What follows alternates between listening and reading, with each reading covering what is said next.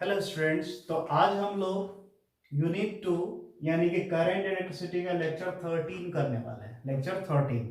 और याद रखिएगा, आज का लेक्चर जो है इस यूनिट 2 का थ्योरी का जो पार्ट है उसका लास्ट है, यानी यूनिट 2 आज कंप्लीट हो जाएगा। इसके बाद वाला जो लेक्चर करेंगे हम लोग लेक्चर 14, उसमें हम कुछ स्पेशल कॉन्सेप्ट के बारे में बात करेंगे। कुछ स्पेशल न्यूमेरिकल बनाने के लिए जो कुछ कॉन्सेप्ट होता है उस पर बात करेंगे। फिर उसके बाद जो है न्यूमेरिकल क्लास स्टार्ट करेंगे। और याद रखिएगा, आप लोग का न्यूमेरिकल क्लासेस लाइव लेंगे। क्या लेंगे? लाइव। ठीक है, तो ध्यान से देखिएगा। और आज जो हम लोग पढ़ने वाले हैं, आज का जो टॉपिक है वो है पोटेंशियोमीटर। क्या है? पोटेंशियोमीटर। और याद रखिएगा, ये जो पोटेंशियोमीटर है बहुत ही इंपॉर्टेंट है। ठीक है, इसके लिए आपको क्या है, कितने मार्क्स मिलेंगे? 5 मार्क्स एग्जाम में। ठीक है, तो बहुत ही इंपॉर्टेंट, इसलिए ध्यान से देखना है। तो देखो क्या है, तो नाम से क्लियर है, इसका नाम क्या है? वो पोटेंशियोमीटर। क्या है? पोटेंशियोमीटर। यानी नाम से क्लियर होगा कि ये पोटेंशियल को मेजर करता है। तो जी हाँ, याद रखिए, ये पोटेंशियल को ही मेजर करता है, इसीलिए हम क्या कहते हैं? पोटेंशियोमीटर। यानी पोटेंशियल यानी क्या? वोल्टेज को मेजर करता है। तो बहुत किसी के मन में होगा, सर क्या जरूरी पड़ गया इसका, जबकि वोल्ट मीटर तो था ही। याद करो, क्लास 10 में आप पढ़े होंगे कि जैसे मान लो कोई ये सर्किट है, ये क्या है? सर्किट है ना।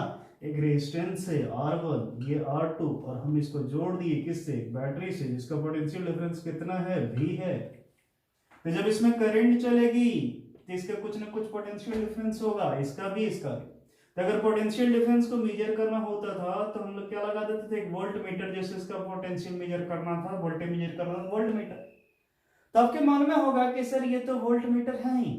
जब वोल्ट मीटर हमको मालूम था, वोल्ट मीटर है ही, तो हमको क्यों पोटेंशियोमीटर का जरूरत पड़ गया? तो समझिए क्यों जरूरी पड़ा। बहुत ही आसान। तो देखिए क्या है, इसका क्या डिफरेंस है वोल्ट मीटर और पोटेंशियोमीटर का। देखो तुरंत क्लियर हो जाएगा। जैसे इमेजिन करो ये एक सेल है। क्या है? सेल। और इसका ईएमएफ जो है वो है मान लो 2 वोल्ट। क्या है? 2 वोल्ट। अगर हम इसका ईएमएफ यानी वोल्टेज को यानी पोटेंशियल को हम किससे मेजर करेंगे? वोल्ट मीटर से। यहाँ एक वोल्ट मीटर लगा देंगे और इससे मेजर करेंगे। तो याद रखिए, कभी भी 2 वोल्ट नहीं बता पाएगा, ये हो सकता है 1.8 वोल्ट या फिर 1.9 वोल्ट ही मेजर करे। होता इसलिए है क्योंकि ये जो वोल्ट मीटर है इसमें एक्सटर्नल बायसिंग नहीं होता है, इसमें यानी बाहर से कोई बैटरी नहीं जुड़ा रहता है, इसी का पावर को ये यूज करता है। तो यही कारण है, कुछ ना कुछ पोटेंशियल का ये लॉस कर देता है। यही कारण है कि जो 2 वोल्ट है एक्चुअल में ये 2 वोल्ट को मेजर नहीं कर सकता है। तो याद रखिए, वोल्ट मीटर भी वोल्टेज यानी पोटेंशियल को ही मेजर करता है, लेकिन ये एक्चुअल वैल्यू, एक्यूरेट वैल्यू को मेजर नहीं करता है। लेकिन जो पोटेंशियोमीटर है हम लोग का, याद रखिए, एक्चुअल वैल्यू को मेजर करेगा। किसको? एक्चुअल वैल्यू को। ठीक है, एक्यूरेट वैल्यू। तो इसीलिए हम इसका कुछ डेफिनेशन कुछ इस तरह लिख सकते हैं। कैसा लिख सकते हैं जरा समझिए। इसका डेफिनेशन होगा दैट डिवाइस। क्या बोलेंगे? That device which is used to measure. क्या बोलेंगे? Which is used to measure the EMF of cell. क्योंकि ईएमएफ जो होता है इस किसी सेल का, जो एक्चुअल वोल्टेज होता है, एक्चुअल पोटेंशियल डिफरेंस होता है, उसी का ईएमएफ। इसीलिए बोलते हैं which is used to measure the क्या? EMF of cell। कौन सेल? EMF of cell और potential, actual potential या accurate potential, ठीक है, of any circuit is known as क्या? पोटेंशियोमीटर। सिंपल सा चीज है। क्लियर है? तो पोटेंशियोमीटर क्या है आपको समझ में आ गया होगा। तो ये तो था आपका पोटेंशियोमीटर का डेफिनेशन, क्यों जरूरी है, क्या होता है, समझ गए। लेकिन कैसे होता है, इसका कंस्ट्रक्शन कैसे होता है, तो हम लोग देखेंगे इसका कंस्ट्रक्शन। क्या देखेंगे? कंस्ट्रक्शन किसका? पोटेंशियोमीटर। तो देखो तुरंत क्लियर हो जाएगा, तुरंत ध्यान से देखो।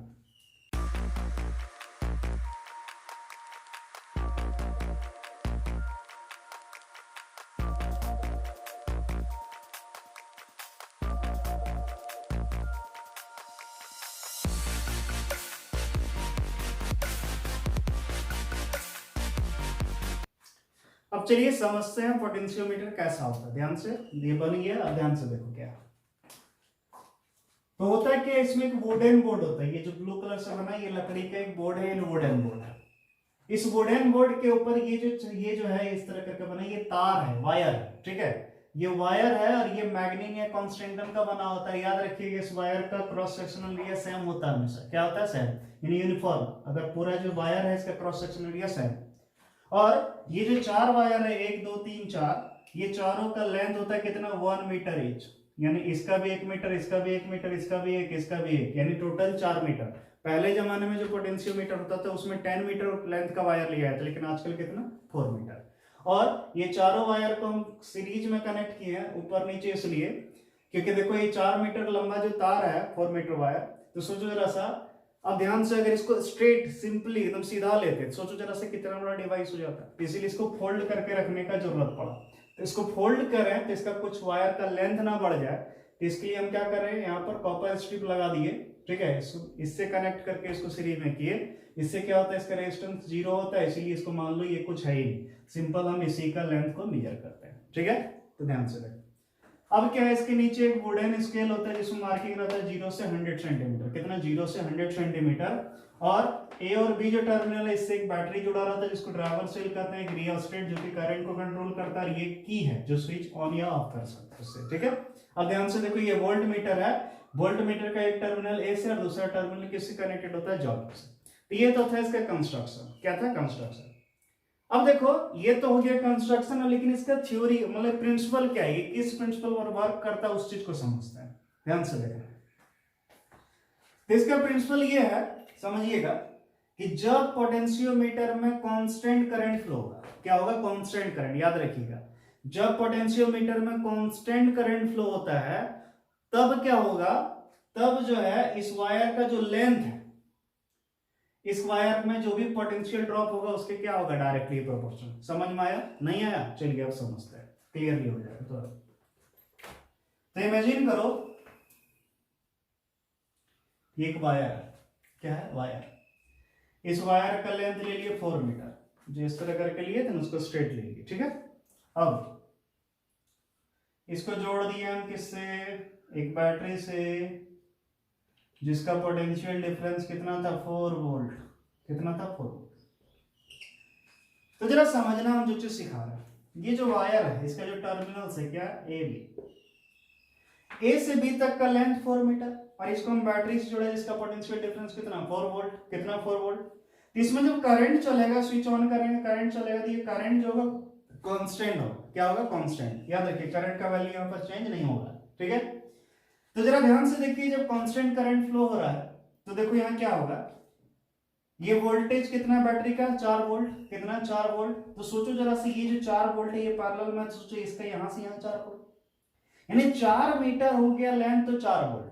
तो सोचो जरा से, इसका अगर हम 1 मीटर लेंथ कितना, 1 मीटर अगर लेंथ लें तो कितना, 1 वोल्ट।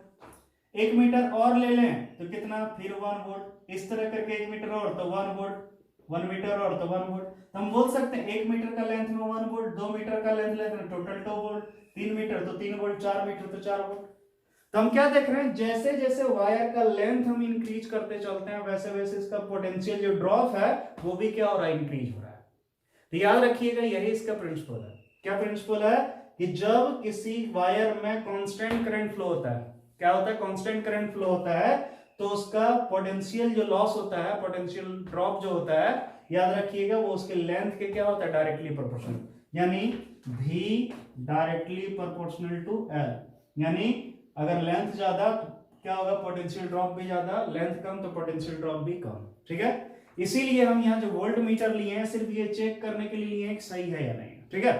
तो हम कैसे करेंगे, जैसे इमेजिन करो ये 4 वोल्ट ले, कितना 4 वोल्ट का बैटरी, और टोटल कितना 4 मीटर लंबाई। तो ध्यान से देखो, ये वोल्ट मीटर का एक टर्मिनल ऐसे कनेक्टेड है, दूसरा टर्मिनल जॉकी से। तो होगा कि जब हाफ मीटर पर टच करेंगे तो यहाँ देखिएगा हाफ वोल्ट दिखाई देगा, 1 मीटर पर करेंगे तो 1 वोल्ट, 2 मीटर में करेंगे 2 वोल्ट, 3 मीटर में करेंगे 3 वोल्ट। क्यों, लेंथ जैसे जैसे वायर का बढ़ता जाएगा पोटेंशियल ड्रॉप भी बढ़ता जाएगा। उम्मीद करते हैं समझ में आ गया। तो ये तो था भी डायरेक्टली प्रोपोर्शनल, जो कि अभी लिख दिए, लेकिन फिर भी बहुत बच्चा को समझ में, सॉरी हम पर भरोसा नहीं हो रहा होगा। तो जिस बच्चों को हम पर भरोसा नहीं हो रहा तो ध्यान से देखिए, इसको हम प्रूफ भी कर देंगे कि सही में भी डायरेक्टली प्रोपोर्शनल टू L होगा जब कांस्टेंट करंट फ्लो होगा। देखो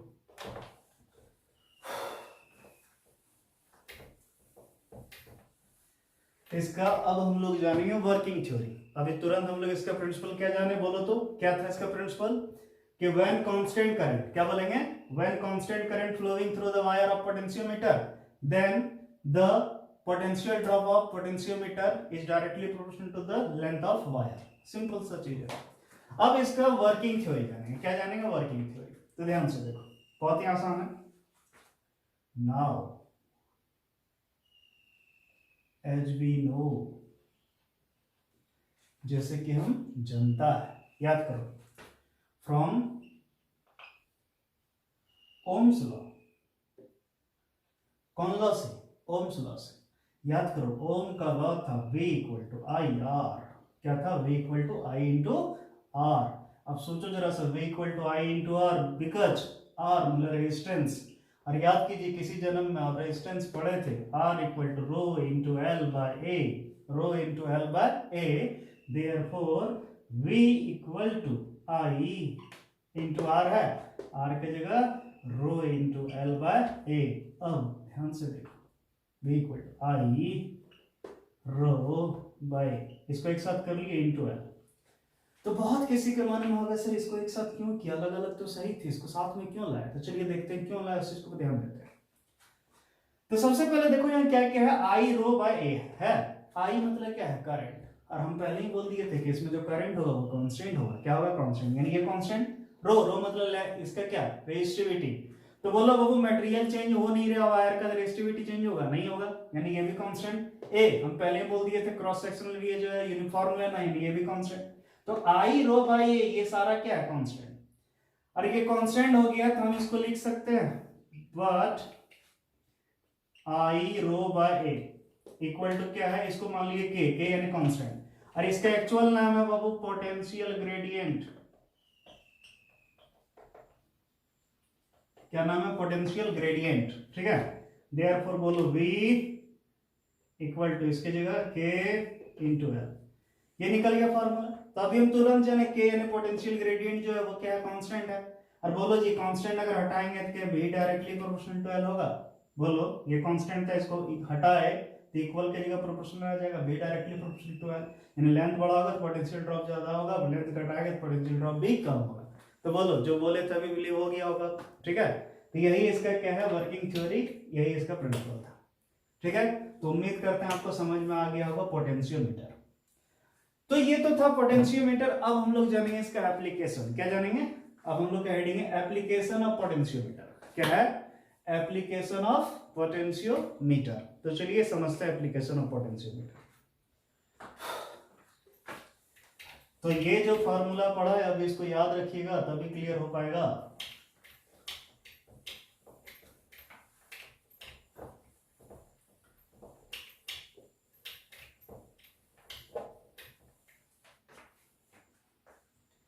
ध्यान से देखिए, तो अब हम लोग का हेडिंग है क्या? Application of potentiometer. यानी पोटेंशियोमीटर जो हम लोग देखे सीखे, अब इसको अप्लाई करेंगे कि कहां कहां यूज होगा।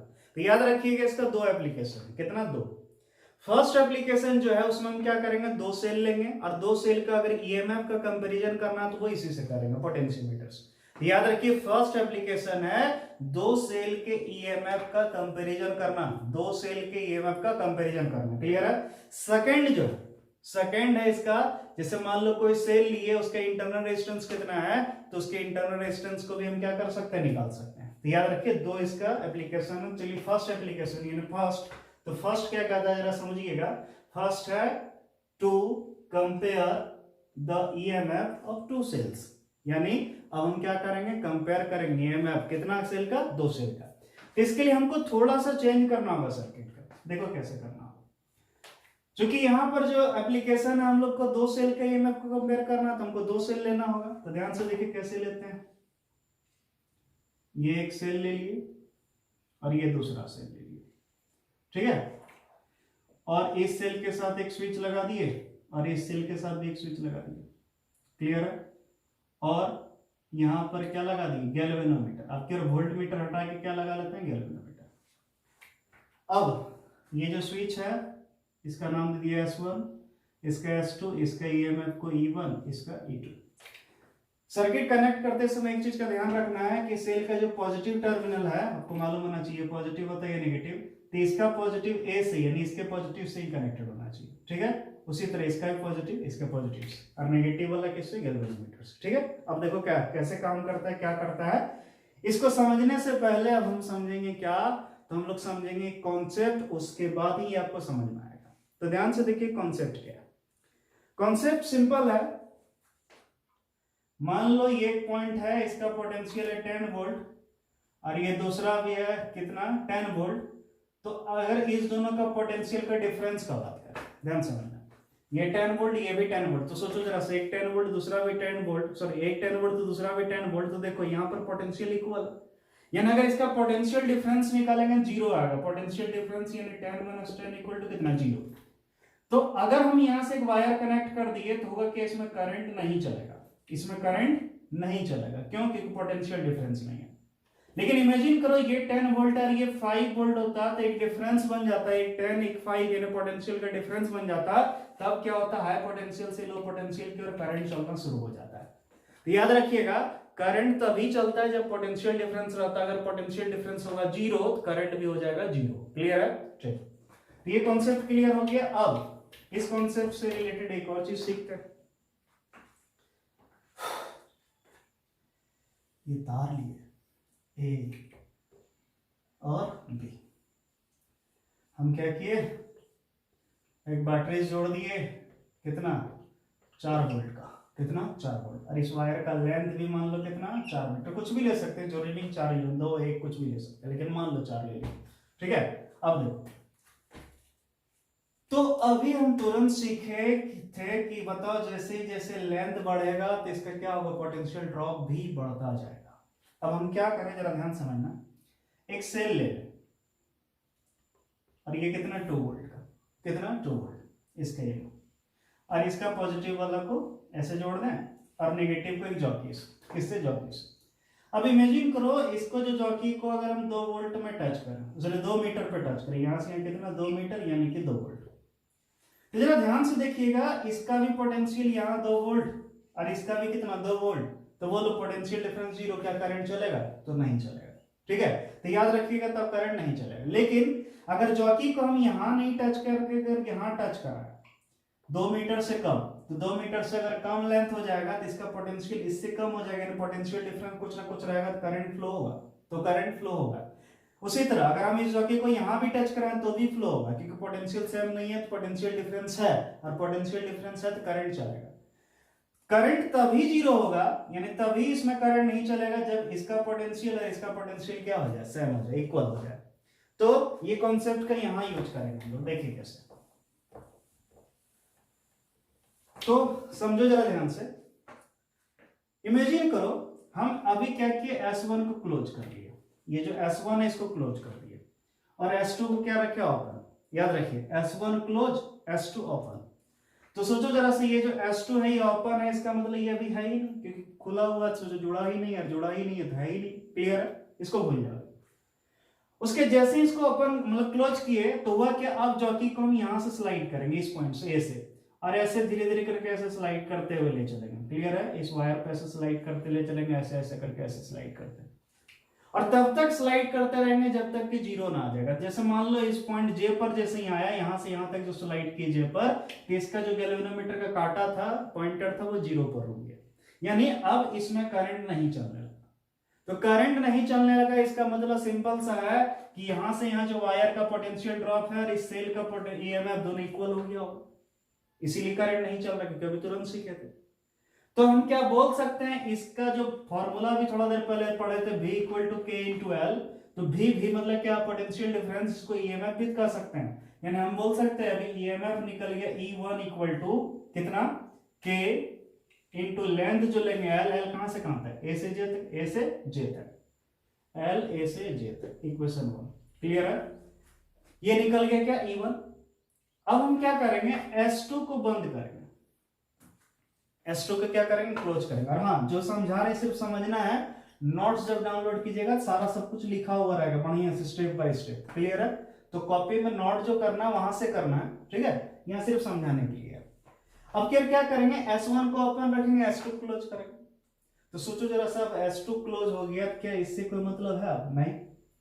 तो अब सोचो सिर्फ इस सेल का ईएमएफ को मेजर करना है। अब क्या करना है, फिर से वही काम दोहराएंगे, पॉइंटर जॉकी को यहां से स्लाइड कर दे, वैसे स्लाइड करते ले गए, मान लो यहां पर इस पॉइंट पर जीरो आ गया, यानी यहां पर जब आया कहां पर, जे डैश पर, तो मान लो इसका पॉइंटर रुक गया, जीरो पर रुक गया। तो सोचो जरा सा, पॉइंटर अगर जीरो पर ये रुक गया, इसका मतलब क्या हुआ, इस वायर का पोटेंशियल ड्रॉप और इस सेल का ईएमएफ दोनों इक्वल हो गया होगा। क्या हम लिख सकते हैं V की जगह क्या, E2। इक्वल टू के इंटू एल, कहां से कहां, ए से जे डैश तक, कहां से कहां, ए से जे डैश तक, इक्वेशन 2।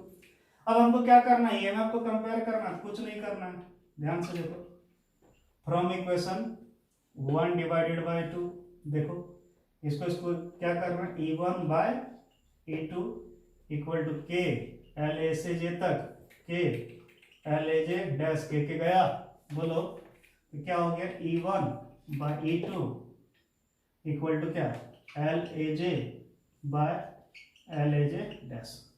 तो ये निकल गया फार्मूला। अब हमको क्या करना, कुछ भी नहीं, देखो कितना आसान है, सिंपली हम यहाँ से यहाँ जो pointer slide, sorry jockey slide के जहां तक गया, यहाँ से यहाँ तक गया, मान लो कितना, कुछ भी मान लो 180 सेंटीमीटर, कितना 180, तो यहाँ रख देंगे एल ए जे का वैल्यू 180। फिर इसको स्लाइड की यहाँ तक गया, मान लो 150, तो यहाँ कर देंगे 150, 180 बाई 150 करेंगे, सॉल्व करेंगे, E1 E2 का निकल जाएगा रेशियो। तो हमको कंपेयर करना था किसका, दो सेल का ईएमएफ को, जो कि कर दिए। तो उम्मीद करते हैं आपको समझ में आ गया। अब हम लोग सेकेंड एप्लीकेशन देखते हैं। सेकेंड,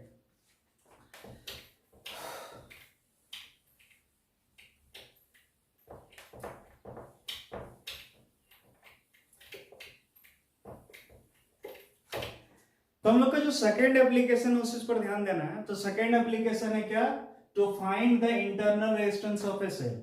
यानी अब हम लोग को क्या करना है, किसी सेल का इंटरनल रेजिस्टेंस को फाइंड करना है। किसको, इंटरनल रेजिस्टेंस को। चलिए समझते हैं कैसे फाइंड होता है, ध्यान से देखो, तुरंत हो जाएगा।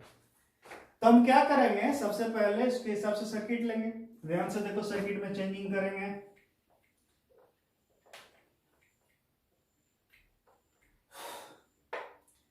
ये सेल ले लिए,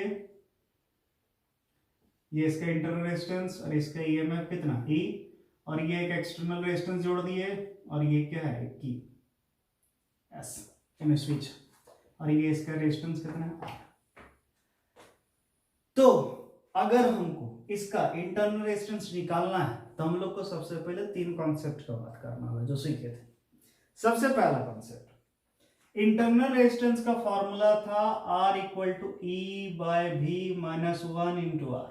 उम्मीद करते हैं जब पढ़ाए थे एक्सप्रेशन फॉर इंटरनल रेजिस्टेंस पढ़े होंगे, क्लियर है, तो ध्यान से देखिए। तो R equal to E by V minus 1 into R है कि नहीं है। तो यहाँ क्या क्या चीज है उसको समझिए। यहाँ पर E है यानी ईएमएफ, भी है क्या है टर्मिनल पोटेंशियल डिफरेंस, और R है एक्सटर्नल रेजिस्टेंस। तो अगर हमको इंटरनल रेजिस्टेंस निकालना है तो सबसे पहले हमको ईएमएफ पता होना चाहिए सेल का, दूसरा क्या पता होना चाहिए, टर्मिनल पोटेंशियल डिफरेंस टीपीडी, और एक्सटर्नल रेजिस्टेंस इन आर का वैल्यू। ये तो हो गया। अब तो ईएमएफ और टर्मिनल पोटेंशियल डिफरेंस क्या था उसको भी समझो। याद करो हम बताए थे कि जब ये जो है रजिस्टर, एक्सटर्नल रजिस्टर्स, अगर हम इसको इस सेल से कनेक्ट नहीं किए, इस स्विच को ओपन रखें, तो ओपन रखें, ओपन सर्किट है, तो अभी अगर मेजर करेंगे हम इससे ईएमएफ, इसका मेजर होगा, क्या होगा, ईएमएफ। लेकिन इसको अगर क्लोज कर देंगे तो मेजर करेंगे तो इसका टर्मिनल पोटेंशियल डिफरेंस यानी भी मेजर होगा। तो क्लियर हो गया। तो सबसे पहले हमको क्या करना होगा, ईएमएफ निकालना होगा, यानी इसको ओपन रखना होगा, और फिर निकालना होगा टर्मिनल पोटेंशियल डिफरेंस, यानी इसको क्लोज करना होगा। समझ गए, तो ध्यान से देखिए, तुरंत हो जाएगा। तो सबसे फर्स्ट काम क्या करना है, हमको इसको ओपन रखेंगे, ये जो एस है इसको ओपन रखेंगे। ओपन रखे, इस जॉकी को स्लाइड किए, करते करते मान लो इस पॉइंट जे पर आ गया क्या, जीरो डिफ्लेक्शन। यहां पर क्या आ गया, जीरो। तो सोचो जरा से, यहां स्लाइड करते करते इस पॉइंट पर अगर जीरो डिफ्लेक्शन आ गया, इसका मतलब इस वायर का पोटेंशियल ड्रॉप और इसका ईएमएफ इक्वल होगा। तब इसका ईएमएफ मेजर हो गया E इक्वल टू क्या, K इंटू एल, कहां से कहां तक, ए से जे तक, इक्वेशन 1। फिर अब क्या करेंगे, इसको क्लोज कर देंगे, एस को जो है क्लोज कर देंगे, और क्लोज करने के बाद फिर से जॉकी को स्लाइड करेंगे। मान लो स्लाइड करते करते इस जे डैश पर आया और इसका पॉइंटर में डिफ्लेक्शन जीरो शो होने लगा, यानी जीरो पर हो गया, यानी करंट हो गया। इसका मतलब यहां से यहां तक जो वायर का पोटेंशियल ड्रॉप होगा और इसका सेल का जो टर्मिनल पोटेंशियल डिफरेंस होगा भी, वो इक्वल हो गया होगा। ठीक है, क्योंकि यहां से इसको क्लोज कर दिए थे तभी ईएमएफ थोड़ा मेजर होगा, टर्मिनल पोटेंशियल डिफरेंस यानी भी मेजर होगा। तो भी बराबर क्या हो गया, एल के into L A J dash, equation 2 निकल गया। Now internal resistance of cell, तो बोले इंटरनल रेजिस्टेंस यानी आर, क्या था फॉर्मूला, E by V minus 1 into R, equation इसको 3 मान लिए, putting the value of equation 1 and 2 in equation 3। चलो पुट करो, ई की जगह के इंटू एल ए से जे बाय वी की जगह K into L A J dash minus 1 into R. बोलो कैसे के गया, तो क्या बचा, बोलो आर इक्वल टू क्या बचा,